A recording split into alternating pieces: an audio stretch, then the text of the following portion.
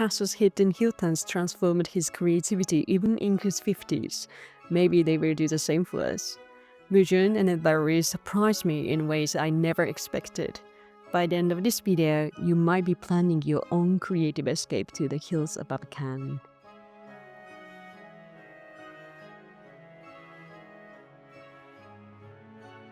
Hi, I'm Satomi, a Japanese artist based in London.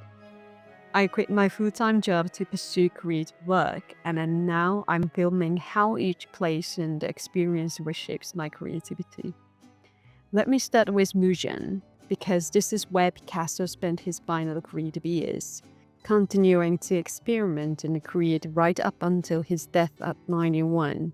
His connection to this village goes back to the summers of 1936 and 1938, when he was in his mid-50s. He stayed at this modest little boarding house called Hotel Basque Horizon at the village gate with his lover, Dramar, and their surrealist friends. Whether it's true or not, there's this amazing story local guys love to tell. One night, Picasso painted a bedroom wall, but the startled owner whitewashed it the next morning. Can you imagine accidentally painting over a Picasso? I've heard that the building still exists today as a cultural center and a restaurant. The village clearly stayed with him.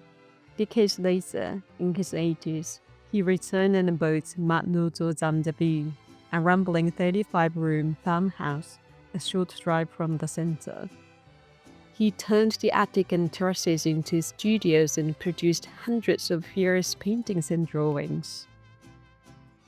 Right beside the house stands a 12th century chapel that now hosts a small display of Lucian Clerc's photographs of Picasso. Huge grin, pets weaving between easels. I have heard it said he even painted a few pieces inside the chapel, so I posed there, soaking up the atmosphere and picturing him at work. Back in the village, one more reason Mougins inspires. FAAM, Europe's first museum devoted entirely to women artists. The building once housed British collector Christian Levitt's private museum. In 2023, it reopened as FAAM, rotating works from his 500-strong collection, Frida Kahlo, Ruth Bourgeois, Tracy Emin, Jenny Saville, all artists whose work I really love.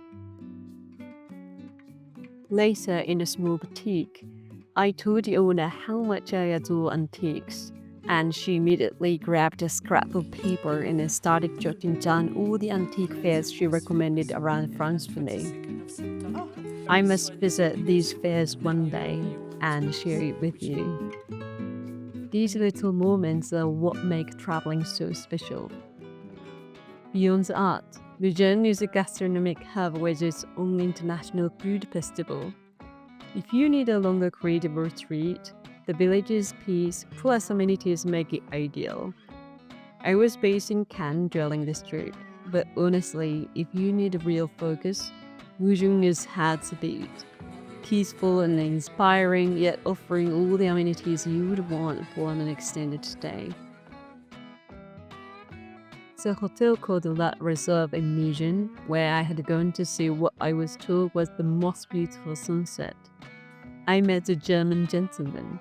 We discovered we were both into cameras and decided to visit Vallauris together, where Picasso's ceramic revolution actually began before he settled in Mougins. So, Vallauris has been making pottery since Roman times. It's literally known as the city of 100 potters. In 1946, Picasso strolled into the Mazura workshop and met Cézanne and Georges Ramier, a husband and a wife pottery duo. 2 years later, he moves there with François Gillot and their children, making Vallauris his creative home for almost 10 years. His arrival didn't just transform his art, it revived the town's pottery scene. What began as clay play turned into a full-blown obsession. Between 1947 and 1971, he produced over 3,000 ceramics, and even bought lead furnace and old perfume factory which he turned into his studio. In 1950, after being named an honorary citizen, he gifted Vallauris the first of his sculptures installed outdoors exactly as he wished. Here, he also met Jacqueline Roch, later his wife, married quietly at the town hall. Then between 1952 and 1954, he painted this incredible War and Peace mural in the old chapel. It's this powerful monumental work that you can still see today at what's now the Musée National Picasso Vallauris. And if you want to see more of Picasso's ceramic works, I highly recommend visiting the Picasso Museum in nearby Antibes. I actually made another video about that incredible collection. Wander Vallauris, and you will spot pottery studios and charming shops offering classes. If you love ceramics as much as I do, why not set aside a slow day to make something with your own hands? There is this line often attributed to Picasso: every child is an artist. The problem is remaining an artist as an adult. Whether he actually said it or not, it perfectly captures what I admire most about him. This incredible artistic freedom, this free mind that most people lose when they grow up. He was always challenging himself, always seeking completely new perspectives, never getting comfortable. I even named my old blog Adult Picasso, Adult Picasso, because I believe in staying playful no matter what your age is. But what really struck me about being here was thinking about how Picasso found this creative peace in the countryside. I've always been someone who thought I needed to be in cities, surrounded by museums and a constant inspiration, but seeing how this quieter, more peaceful environment actually fueled his most experimental work, it made me wonder if the countryside could be just as good for creative focus.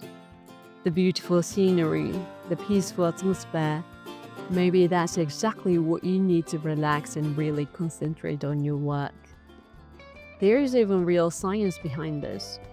Studies suggest that spending just 4 days in nature can boost creative thinking by around 50%. So why not give it a go yourself next time you need a spark? Right, the trip rolls on, Perpignan and Collier next, and then Arles, where Van Gogh had this big moment. Tell me, which setting sparks your creativity more, towns or countryside? Pop your answer below, and if you fancy a look at all the places that inspired me, my illustrated guide is linked in the description. Thank you for watching. I'll see you in the next video.